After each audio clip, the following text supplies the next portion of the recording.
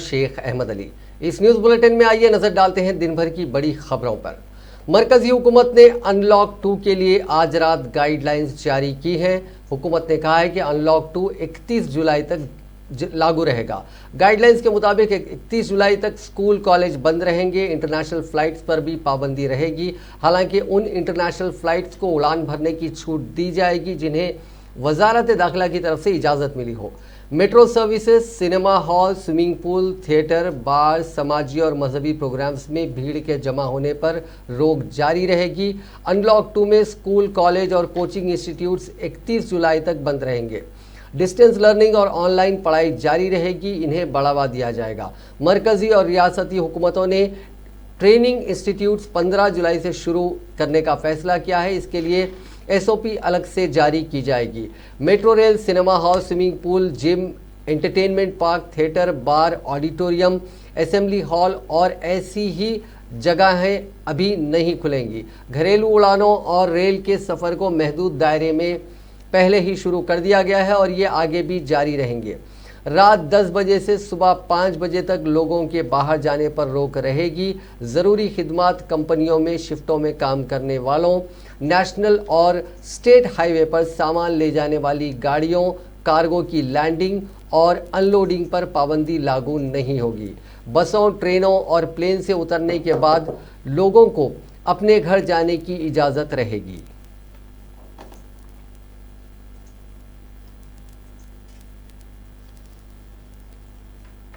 मरकजी हुकूमत ने पीर के रोज़ 59 चाइनीज़ ऐप्स पर पाबंदी लगा दी है। इस लिस्ट में टिकटॉक, यूसी ब्राउज़र, हेलो और शेयर इट जैसे ऐप शामिल हैं। हुकूमत ने कहा कि इन चाइनीज़ ऐप्स के सर्वर हिंदुस्तान से बाहर मौजूद हैं। इनके ज़रिए यूज़र्स का डेटा चुराया जा रहा था।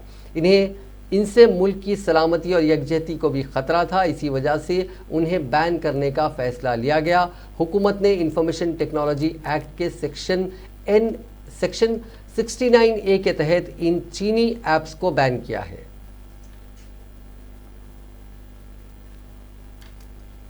कांग्रेस सदर सोनिया गांधी और पार्टी के साबिक सदर राहुल गांधी ने कहा है कि कोरोना की मार और पेट्रोल डीजल की कीमत में मुसलसिल इजाफे ने लोगों का जीना मुश्किल कर दिया है। इसलिए हुकूमत को मुल्क के अवाम को राहत देते हुए मौजूदा ईंधन की बढ़ी हुई कीमतें फ़ौरन वापस लेनी चाहिए। सोनिया गांधी ने पेट्रोल और डीजल की कीमत में इजाफे के खिलाफ कांग्रेस के मुल्क गिर धरने व मुजाहरे को खिताब करते हुए आज कहा कि गुज़िश्ता 3 माह में 22 मरतबा पेट्रोल और डीजल की कीमतों में इजाफा किया गया है। इस दौरान मोदी हुकूमत ने 12 मरतबा एक्साइज ड्यूटी बढ़ाकर 18 लाख रुपए की एक्स्ट्रा वसूली की है। ये तब हो रहा है जब बैनुल अक़वामी बाजार में खाम तेल की कीमतें काफ़ी कम हैं। इसका फ़ायदा आवाम को देने के बजाय सरकार ने लोगों से जबरन वसूली की और उनके साथ नाइंसाफ़ी की। उन्होंने तेल की कीमतें फ़ौरन कम करने का मुतालबा करते हुए कहा कि ईंधन पर बढ़ाई गई एक्साइज ड्यूटी भी फौरी तौर पर वापस ली जानी चाहिए। उनका कहना था कि हुकूमत ने लोगों की मजबूरी का फ़ायदा उठाया और अवाम के साथ नाइंसाफ़ी की है, जिससे मुल्क के किसान, गरीब, मुतवस्सित तबका और छोटे मोटे कारोबार करके अपनी ज़िंदगी बसर करने वाले लोगों को गहरी चोट पहुंची है। उधर राहुल गांधी ने कहा कि मुल्क में इस वक्त कोरोना, बेरोज़गारी और इक़्तिसादी बहरान का दौर चल रहा है और इससे कोई नहीं बचा है। इस बहरान में दौलतमंदों, गरीबों, मज़दूरों, किसानों समेत सबको चोट लगी है, लेकिन सबसे ज़्यादा परेशानी का सामना मज़दूरों, किसानों और मुतवस्सित तबके और नौकरी पेशा अफराद को करना पड़ रहा है।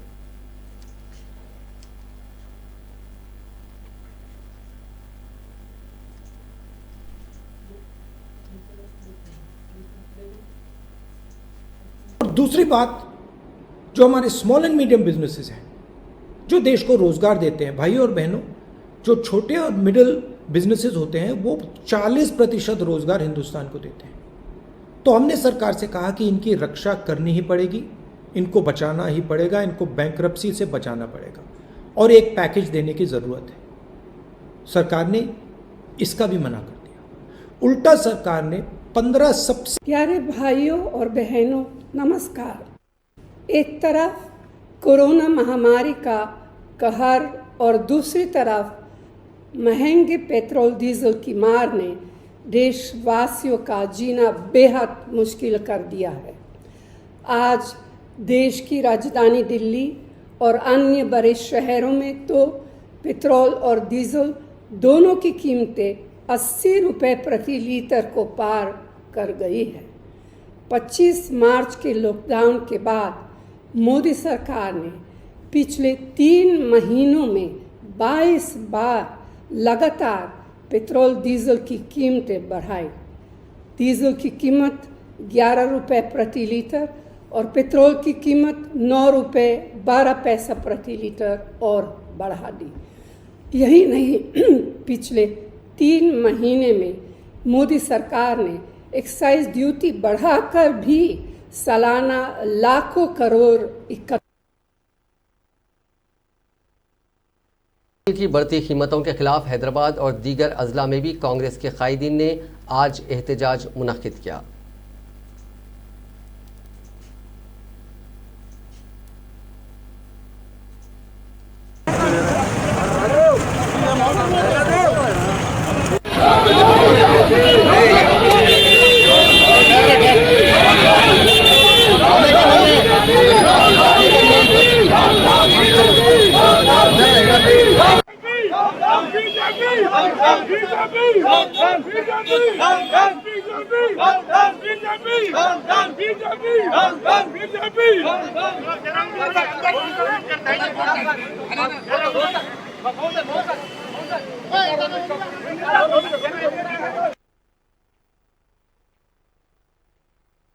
ప్రభుత్వం వచ్చిన కాడ నుంచి ధరలు పెంచడమే తప్పితే ప్రజలు ఎక్కడ కూడా ధరలు తగ్గించడం లేదు।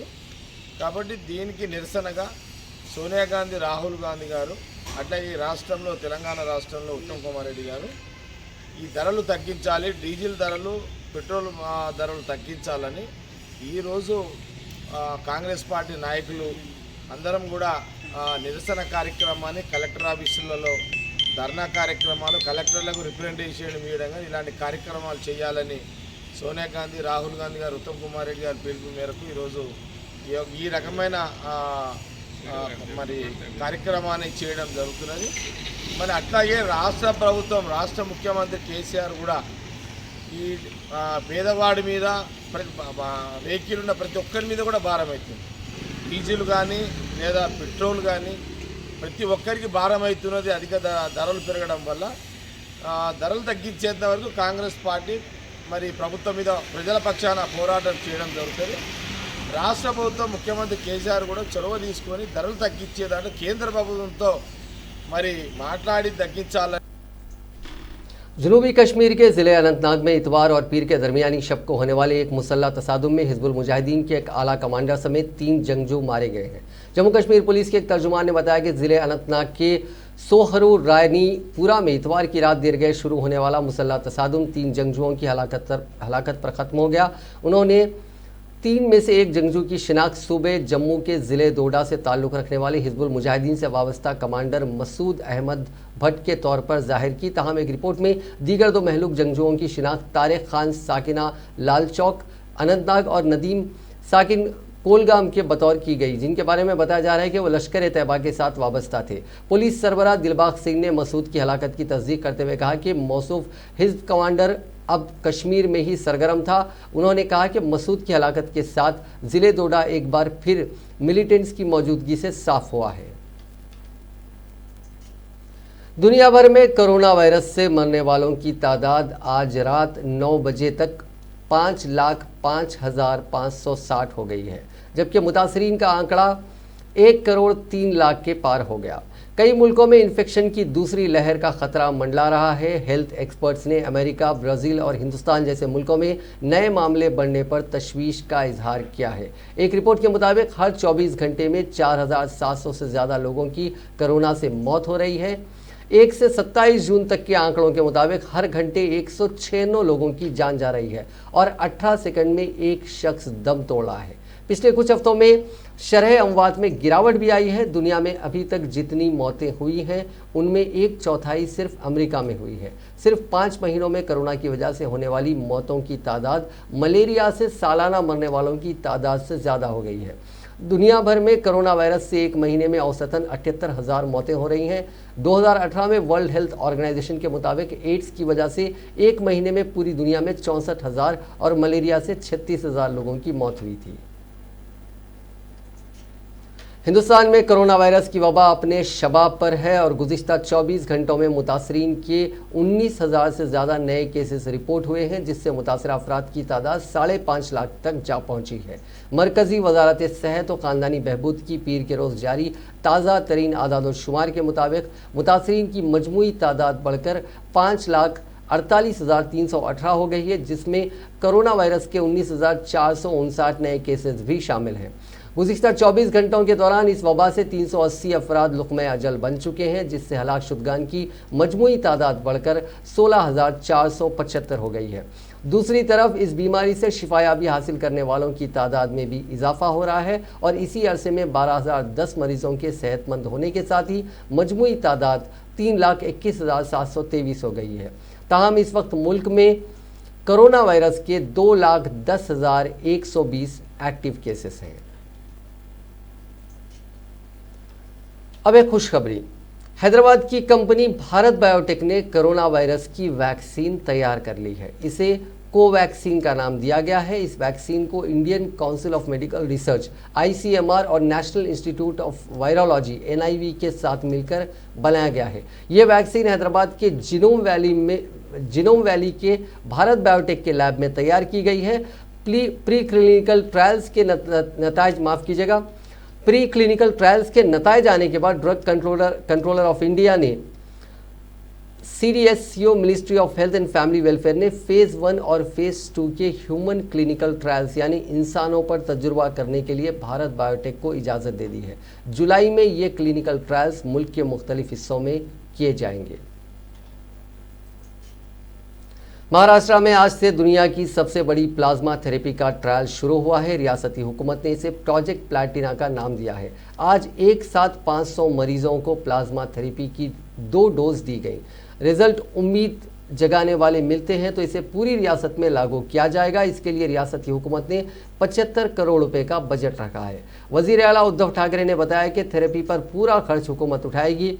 महाराष्ट्र में इस वक्त 1.5 लाख से ज़्यादा कोरोना मुतासरीन हैं। इस प्लाज्मा थेरेपी का मकसद शरह अमवात को कम करना है। ट्रायल की बुनियादी हुकूमत दावा कर रही है कि 10 में से 9 मरीज़ इस प्लाज्मा थेरेपी से ठीक हो रहे हैं। हुकूमत का दावा है कि मुंबई के लीलावती हॉस्पिटल में पहली प्लाज्मा थेरेपी कामयाब रही थी।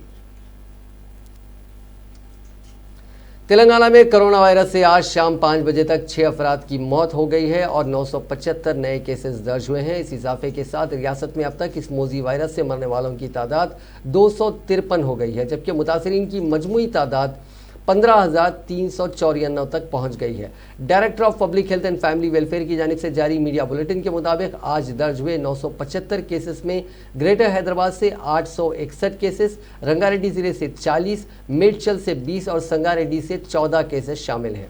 अब तक 5,582 अफराद को ठीक होने पर डिस्चार्ज किया गया। रियासत में फिलहाल 9,559 एक्टिव केसेस हैं। आज जुमला 2,648 सैंपल्स टेस्ट किए गए हैं, जबकि मजमूई तौर पर रियासत में अब तक 85,106 सैंपल्स की जांच की गई है।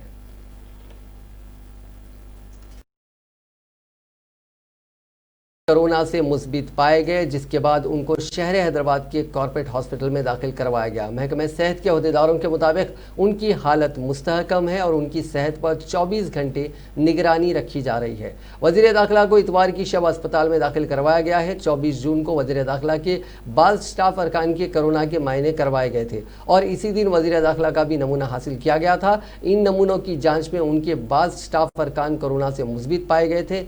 कल शाम में वजीर दाखिला की रिपोर्ट मुस्बित पाई गई, जिसके बाद उनको एक कॉर्पोरेट हॉस्पिटल में दाखिल करवाया गया और उनके तमाम अरकान खानदान क्वारंटाइन हो गए हैं। मरकजी वजारत सेहत के जॉइंट सेक्रेटरी लव अग्रवाल की क़यादत में मरकज़ की टीम ने आज गच्चीबौली में वाक़ Telangana institute of medical sciences TIMS, Gandhi hospital Domalguda के धोबी गली में कायम करदा कंटेनमेंट जोन का तफसीली दौरा किया। बाद इस टीम ने हुकूमत के चीफ सेक्रेटरी सोमेश कुमार और मुख्तलिफ महकमों के आला अहदेदारों के साथ एक इजलास तलब करते हुए शहर में वायरस के फैलाव को रोकने के इक़दाम से वाकिफियत हासिल की। इस मौके पर महकमे सेहत के अहदेदारों ने रियासत में कोविड मैनेजमेंट पर पावर पॉइंट प्रेजेंटेशन किया। रियासत में कोरोना वायरस पर नजर रखने के लिए जो इकदाम किए जा रहे हैं उससे मरकजी टीम को वाकिफ करवाया गया। सर्वेलेंस, कंटेनमेंट जोन में हुकूमत के इकदाम, दवाखानों के क़याम, मेडिकल स्टाफ की हिफाजती इकदाम और कोरोना वायरस से निपटने के इकदाम और दीगर उमूर से भी मरकजी टीम को वाकिफ करवाया गया। ओहदेदारों ने बताया कि रियासत में फिलवक्त कोरोना वायरस के मरीजों का इलाज फराहम करने के लिए 17,081 बिस्तरों को तैयार रखा गया है। मुनासिब इलाज और मालिजे की सहूलत फराहम करने के लिए 4,499 मेडिकल स्टाफ का भी तकर्रुर किया गया। इसके अलावा महकमा सेहत में बुनियादी सहूलतों को फराहम करते हुए मियारी इलाज फराहम करने के लिए 475 करोड़ रुपए मंजूर किए गए। इस दौरान मरकजी टीम ने रियासती हुकूमत की जानिब से तैयार करदा हॉस्पिटल्स और वहां फराहम किए जाने वाले इलाज पर इत्मीनान का इजहार किया। टीम में शामिल डॉक्टरों और आला ओहदेदारों ने तेलंगाना के ओहदेदारों को दीगर रियासतों के दौरे से मुतालिक अपने तजुर्बात भी पेश किए। इस मौके पर मरकजी टीम ने रियासत में कोरोना पर काबू पाने के इक़दाम, टेस्टों की गुंजाइश में इजाफा करने, मुस्बित मरीजों से मुलाकात करने वाले अफराद का पता चलाने और क्लिनिकल मैनेजमेंट व दीगर उमूर पर कई मशवरे व तजावीज़ दिए। इसके अलावा रियासत के ओहदेदारों को मशवरा दिया कि वो शहर में कोरोना वायरस के बढ़ते हुए केसेस के पेश नज़र आइंदा 2 माह की हिकमत अमली को तैयार करें ताकि वायरस पर जल्द से जल्द काबू पाया जा सके।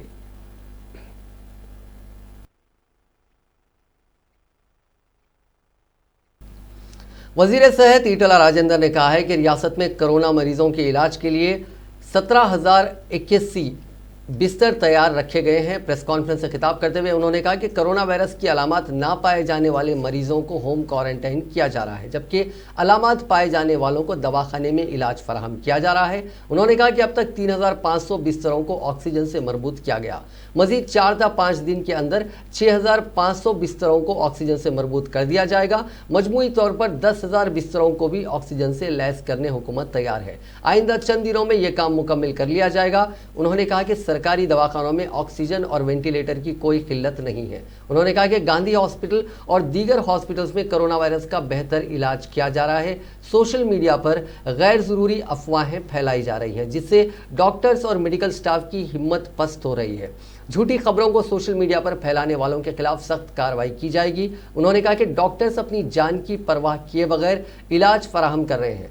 ऐसे डॉक्टरों पर तनकीद करना मुनासिब नहीं है। उन्होंने कहा कि अब तक कोरोना वायरस से 250 मेडिकल स्टाफ मुतासिर हुआ है, जबकि 184 पुलिस अमले भी मुतासिर है। उन्होंने कहा कि आवाम की सेहत का ख्याल रखने और उनकी खिदमत के दौरान मेडिकल और पुलिस का अमला भी वायरस से मुतासिर हुआ है। वजीर सेहत ने कहा कि दीगर रियासतों में भी कोरोना वायरस के मुस्बित केसेस में इजाफा हो रहा है, लेकिन तेलंगाना में ये इजाफा काफ़ी कम है। अलबत्ता शहर हैदराबाद में वायरस का फैलाव तेज़ी के साथ है, लेकिन दीगर शहरों के मुकाबले में ये शरह कम है। वज़ीर सेहत ने कहा कि मुल्क भर में कोरोना वायरस से मरने वाले अफराद का तनासुब 3% है, जबकि तेलंगाना में ये शरह 1.7% है। अब तक रियासत में कोरोना से फौत होने वाले अफराद की तादाद 240 हो गई है। दिल्ली, मुंबई, कलकत्ता में जिस तरह वायरस तेजी के साथ फैल रहा है, इसी तरह हैदराबाद में भी चंद दिनों से वायरस फैल रहा है, लेकिन वो इंतहाई कम है। उन्होंने कहा कि रियासत के दही इलाकों में वायरस का फैलाव काफ़ी कम है। हैदराबाद में कोरोना वायरस के बढ़ते हुए केसेस के पेश नज़र फिर एक मरतबा लॉकडाउन नाफिज करने पर गौर किया जा रहा है। इसी सिलसिले में चीफ मिनिस्टर चंद्रशेखर राव कतई फैसला लेने वाले हैं। वज़ीर सेहत ने कहा कि आवाम की जान के तहफ़्फ़ुज़ के मामले में हुकूमत संजीदगी से काम कर रही है। उन्होंने अपोजिशन जमातों से अपील की कि वो हुकूमत की संजीदगी पर शुबा ना करें। सरकारी हॉस्पिटल्स में हज़ारों अफराद का इलाज किया जा रहा है। उन्होंने कहा कि हैदराबाद में कोरोना वायरस के टेस्ट के लिए खुसूसी सेंटर्स कायम किए गए हैं, जहां कल से टेस्ट का अमल दोबारा शुरू होगा। तो होगा ना के लिए सीएम साहब ने आदेश किया है, तो होगा ना। इसके अलावा डे टू डे जो टेस्टिंग चलता है ना 4,000 5,000 वो भी करने का उनको आदेश है। तो होगा अरे बात बता देना, कल आए, आज देखने के बाद आपको रिपोर्ट देंगे। के लिए सीएम साहब ने आदेश किया है, तो होगा ना। इसके अलावा डे टू डे जो टेस्टिंग चलता है ना 4,000 5,000 वो भी करने का उनको आदेश है। तो होगा अरे बात बता देना, कल आए, आज देखने के बाद आपको रिपोर्ट देंगे। Hyderabad city police commissioner Anjani Kumar ने शहर हैदराबाद के मुख्तलिफ पुलिस स्टेशनों में खिदमत अंजाम देने वाले पुलिस मुलाजिमीन, कोरोना वायरस से मुस्बित पाए जाने और इलाज के बाद सेहतयाब होकर दोबारा अपनी ड्यूटी अंजाम देने वाले 16 पुलिस मुलाजिमीन की हिम्मत अफजाई करते हुए उनकी सेहतयाबी पर उनको मुबारकबाद पेश करते हुए एजाज से नवाजा। इस मौके पर city police commissioner Anjani Kumar ने कहा कि बहुत सारे लोग इस गलत फहमी में हैं कि अगर वो कोरोना में मुब्तला हैं तो वो मर जाएंगे, लिहाजा हमने इस खौफ को दूर करने के लिए ये काम तय किया। पुलिस को कोरोना वायरस के खौफ पर काबू पाना होगा, लेकिन बीमारियों में मुब्तला अफराद को मोहतात रहना चाहिए। मुनासिब देखभाल के साथ एहतियाती तदाबीर पर अमल करते हुए कोरोना वायरस पर फतेह हासिल की जा सकती है।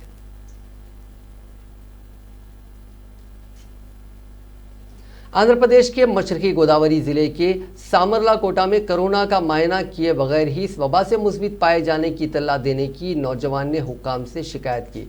जिले के सामरलाकोटा मंडल के जी कुत्तूर का रहने वाला 28 साल नौजवान ने कहा कि बुखार आने पर इस माह की होने का इसको शुबा हुआ, जिसके बाद वो अपनी तिब्बी जांच के लिए काकीनाडा के सरकारी अस्पताल गया। उस दिन इस अस्पताल में यह मायना नहीं किया गया, ताहम इस नौजवान की तफसीलात दर्ज कर ली गई और उससे कहा गया कि मायना कब किया जाएगा इस बात की इत्तला उसको बजरिए फ़ोन दी जाएगी। इस नौजवान ने कहा कि इसका टेस्ट कहीं भी नहीं हो सका, ताहम अस्पताल से अहलकार उसके मकान पहुंचे और कहा कि वो कोरोना से पॉजिटिव पाया गया। इस नौजवान ने इस खुसूस में तहरीरी शिकायत वेट्टापालम PHC की तिब्बी ओहदेदार से की। इस बात से खातून ओहदेदार ने आला ओहदेदारों को वाकिफ करवाया, जिसके बाद ये मामला सामने आया। कोरोना बहरान ने जहां बड़े पैमाने पर नौकरियां और रोजगार खत्म किया है, वहीं हजारों लोग अपना पेशा बदलने पर भी मजबूर हो गए। आज कई लोग वो काम कर रहे हैं जिसका उन्होंने कभी तसव्वुर भी नहीं किया था। बड़े पैमाने पर होने वाली ये तब्दीलियां सिर्फ गैर मामूली हालात में ही देखने में आती हैं। जंग अजीम अव्वल और जंग अजीम दुवम के बाद ऐसे हालात देखने में आए थे। इसके अलावा हैदराबाद स्टेट के खिलाफ किए गए फौजी ऑपरेशन के बाद कमोबेश ऐसी सूरत हाल पेश आई थी। जो लोग कल तक टीचर थे वो आज कारपेंटर बन गए और पहले गाड़ी चलाते वो आज सब्जी बेच रहे हैं।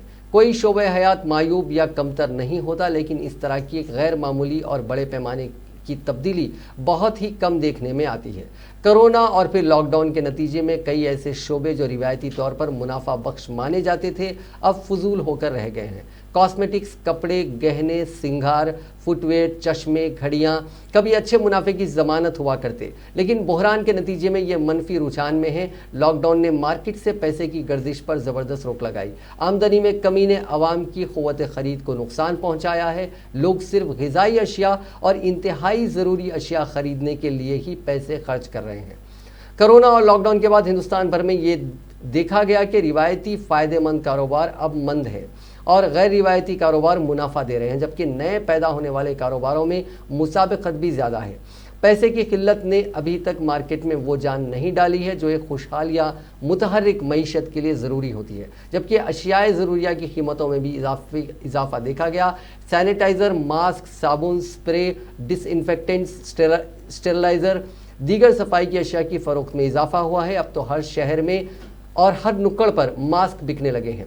इसके अलावा ताज़ा तौर पर ऑर्गेनिक अशिया की फ़रोख्त में भी इजाफा हुआ है। ऑर्गेनिक सब्जियों और फलों के अलावा ऑर्गेनिक अंडे भी मार्केट में दस्तयाब हैं। कोरोना से बचाव के लिए क़ुव्वत मुदाफ़ियत को मजबूत करने की वकालत के बाद ऐसी अशिया की मांग में इजाफा हुआ है। कई कारोबारी अफराद ने अपने पेशे छोड़कर मार्केट की नई मांग को पूरा करने में लगे हुए हैं। इस तरह FMCG अशिया की फ़रोख्त में ज़बरदस्त इजाफा देखा गया। खानगी शोबों से वाबस्ता मुलाजिमीन ने ज़्यादातर अपने शोबे तब्दील किए, क्योंकि ज़्यादा ऐसे ही मुलाजिमीन ने अपनी नौकरी या रोज़गार खोया है। इस तरह जो कल तक कुछ और कर रहे थे वो आज किसी और पेशे से वाबस्ता हैं। मौजूदा हालात में सब्जियां, फल, अंडे, मेडिकल अशिया, मास्क वगैरह की दुकानों पर ही ग्राहक नज़र आते हैं। दीगर रिवायती कारोबार दोबारा अपनी डगर पर आने में मज़ीद वक्त लग सकता है।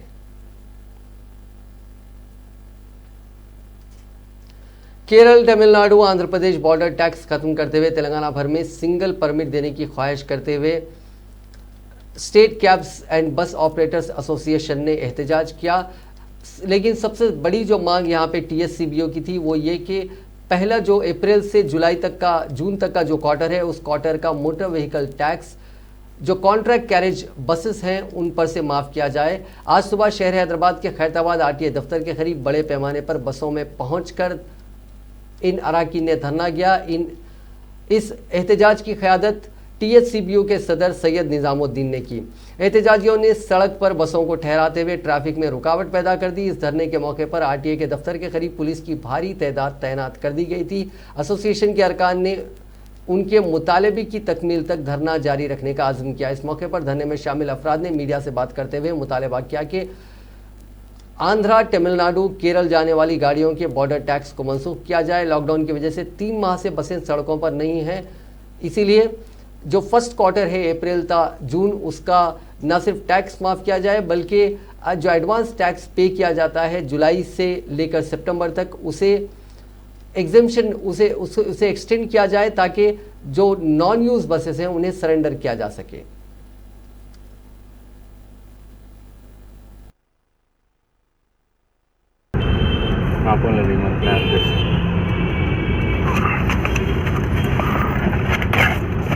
Pak, pun sekarang.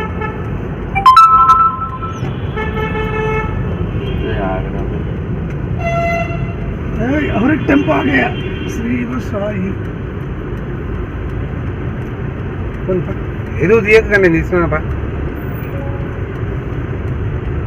స్లోగా జిప్ వెళ్ళిపోతున్నాయి స్లోగా మన పోనీ పంపురు ముందు రాముని जोगलम आ गया, चंदन आ गया, చందన అనిపిస్తుంది నాకు అది 2 చిన్న బస్సులు పంపించున్నాడు ఇట్లా ఎందుకు పెట్టారు? ఒకటే లైన్ పెట్టారు మనోడే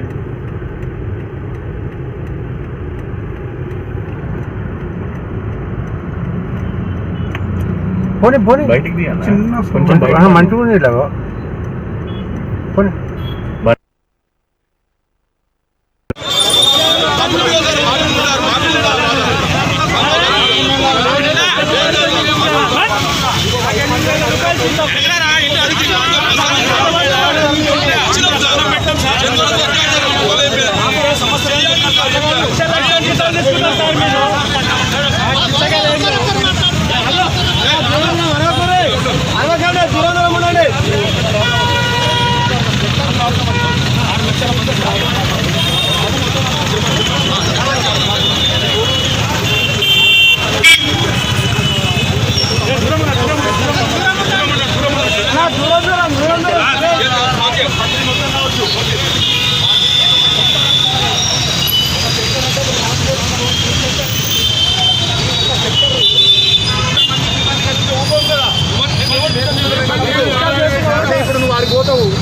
ఇంతమందిలో ఎవరికి పాజిటివ్ ఉందో నాకు తెలియదు, నీకు తెలియదు.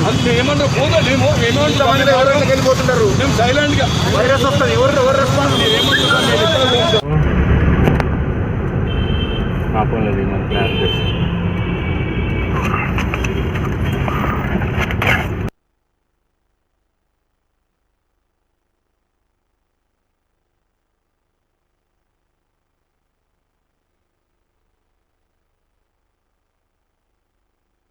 मुनासिब इक़दामात किए हैं। वज़ीर मौसूफ ने नलगुंडा के चिटियाल में मुख्तलिफ तरक्याती कामों का इफ्तिताह किया। इस मौके पर खिताब करते हुए उन्होंने कहा कि रियासती हुकूमत हर माह बल्दियात और ग्राम पंचायतों को फंड्स फराहम कर रही है। रियासत की तमाम बल्दियात को खूबसूरत बनाने के काम जल्द ही शुरू किए जाएंगे। KTR ने वाज़ेह किया कि अवाम की फलाह बहबूद रियासती हुकूमत के लिए अवलीन तरजीह है। उन्होंने कहा कि माली बहरान के बावजूद रियासती हुकूमत बगैर किसी रुकावट के किसानों को माली इमदाद की स्कीम रैतु बंधु पर अमल कर रही है और दीगर फलाही स्कीमात भी जारी हैं। रैतु बंधु स्कीम से मिलने वाली रकम का इस्तेमाल किसान काश्त के लिए कर रहे हैं।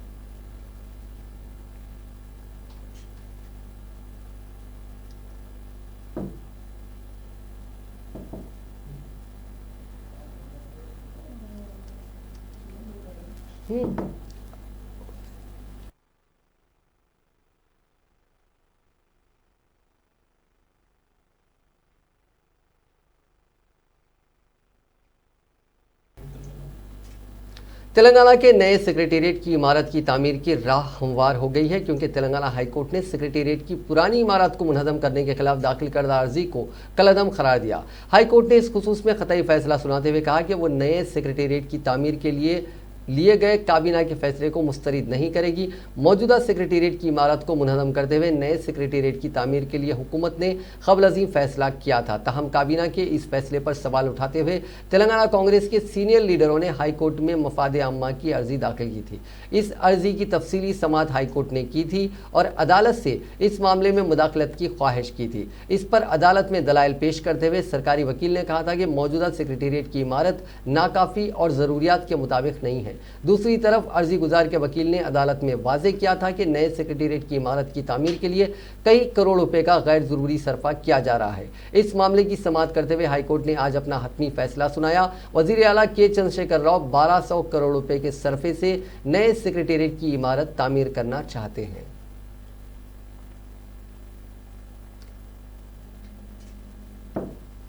हैदराबाद के पुराना शहर में एक शख्स ने अपनी 3 बहनों का कत्ल कर दिया। इब्तदाई रिपोर्ट्स के मुताबिक चंद्रायन गुट्टा बारकस इलाके का रहने वाला अहमद बिन सालम बा इस्माइल ने आज शाम अपनी 3 बहनों पर तेज धार तलवार से हमला करते हुए शदीद जख्मी कर दिया, जिनमें 2 बहनें बरसरे मौका हलाक हो गईं, जबकि तीसरी बहन हॉस्पिटल में इलाज के दौरान फौत हो गई। रिपोर्ट के मुताबिक अहमद बिन इस्माइल चंद दिन कबल ही अपनी बीवी के कत्ल के इल्ज़ाम में जेल से जमानत पर रिहा हुआ था। कत्ल की वजह फौरी तौर पर मालूम नहीं हो सकी।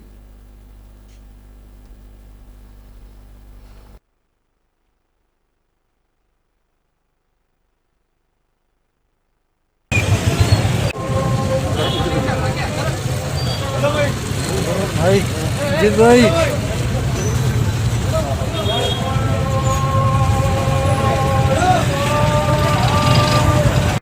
भाई 5 मिनट दियो तो पूरा लिख लेंगे। 5 मिनट डालिए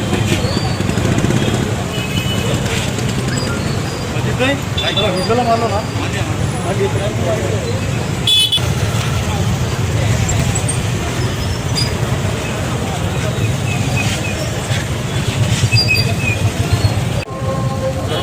इस न्यूज़ बुलेटिन में बस इतना ही। देखते रहिए INN चैनल।